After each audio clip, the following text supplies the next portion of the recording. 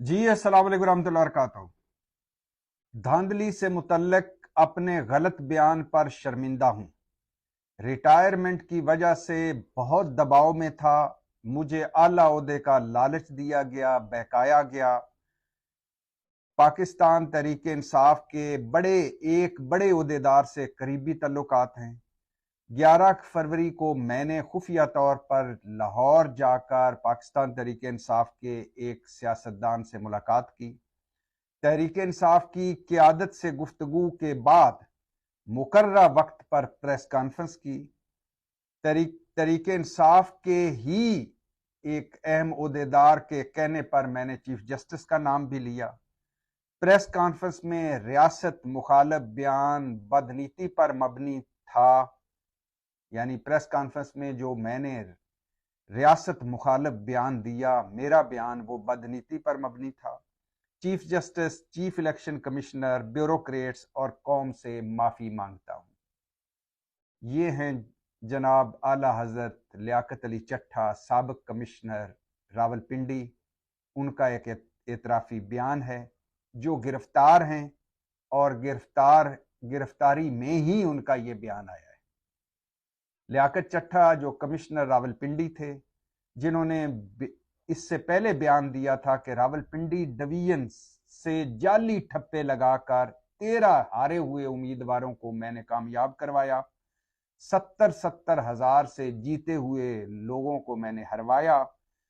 मैं जमीर के बोझ तले दबा हुआ था। नमाज फजर के बाद खुदकुशी की कोशिश की, फिर सोचा क्यों हराम मौत मरूं, अवाम के सामने सच रखूं। मैं धांधली में शरीक हूं, मुझे कचहरी चौक में फांसी दी जाए। चीफ इलेक्शन कमिश्नर और चीफ जस्टिस भी इसमें शरीक हैं। जुल्म में शरीक सबको सजा मिलनी चाहिए। अगर किसी को कोई शक है तो फॉर्म 45 इकट्ठे कर ले, सब पता चल जाएगा।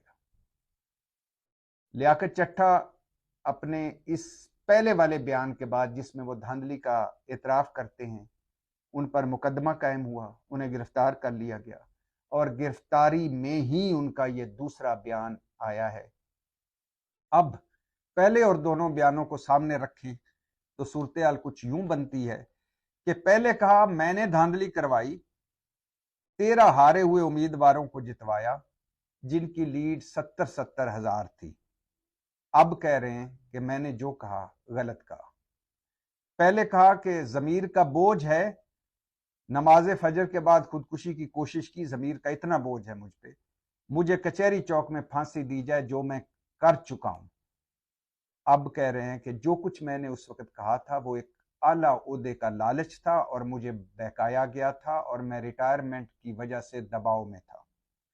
पहले कहा कि chief election commissioner, chief justice धांधली में शरीक हैं।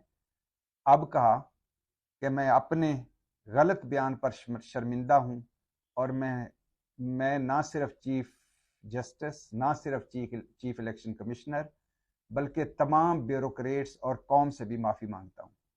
पहले कहा मैं किसी के कहने पर यह सब नहीं कह रहा। अब कह रहे हैं कि तहरीक इंसाफ के एक आला ओहदेदार से ना सिर्फ मेरे करीबी तल्लुकात है, ना सिर्फ मैं लाहौर में उनसे मिला हूं, बल्कि उसके कहने पर यह सब कुछ मैंने कहा है। पहले कहा कि मेरा बयान मेरे ज़मीर की आवाज़। अब कह रहे हैं कि मेरा बयान बदनीयती पर मबनी है। पहले कहा जुल्म में सब शरीक, सबको सजा मिलनी चाहिए। अब सबसे माफ़ी मांगता हूं। पहले कहा कि फॉर्म 45 इकट्ठे कर लें, सब कुछ पता चल जाएगा। अब कह रहे हैं कि जो कुछ मैंने कहा वो गलत कहा। मामला यही नहीं रुकना चाहिए। लियाकत चट्ठा ने जो कुछ पहले कहा है और जो कुछ अब कहा है, मामला मजीद मशकूक हो गया है। अब जो कुछ पहले कहा है, इसको मुस्लिम लीग नून वाले कह रहे थे कि ये साजिश है। लियाकत चट्ठा ने झूठ बोला है, वो ज़हनी मरीज है। वैसे अगर वो ज़हनी मरीज है तो अब भी उसका ये बयान नहीं मानना चाहिए। अगर वो करप्ट है तो अब भी ये समझना चाहिए कि शायद पैसे लेके अब भी बयान दे दिया होगा। लेकिन इन चीज़ों को साइड पे रखें। जो पहले कहा, जो अब कहा, शमाल जनूब, मशरक मगरब, आग और पानी, पहले कुछ और कहा है, अब कुछ और कहा है। لہٰذا پہلے جب پریس کانفرنس کی خود تو تحریک انصاف نے کہا کہ جو کچھ لاہور میں ہوا، جو کچھ گجرات میں ہوا، جو کچھ جیلم میں ہوا، جو کچھ سیالکوٹ میں ہوا، جو کچھ کراچی میں ہوا، جو کچھ اسلام آباد میں ہوا، جو کچھ راولپنڈی میں ہوا، جو کچھ مری میں ہوا، اور جو کچھ پورے پاکستان میں اس الیکشن میں ہوا، اس کی ایک مثال لیاقت چٹھا کا اعترافی بیان ہے، جبکہ مسلم لیگ والے کہہ رہے تھے کہ وہ ذہنی مریض ہے اور کرپٹ ہے۔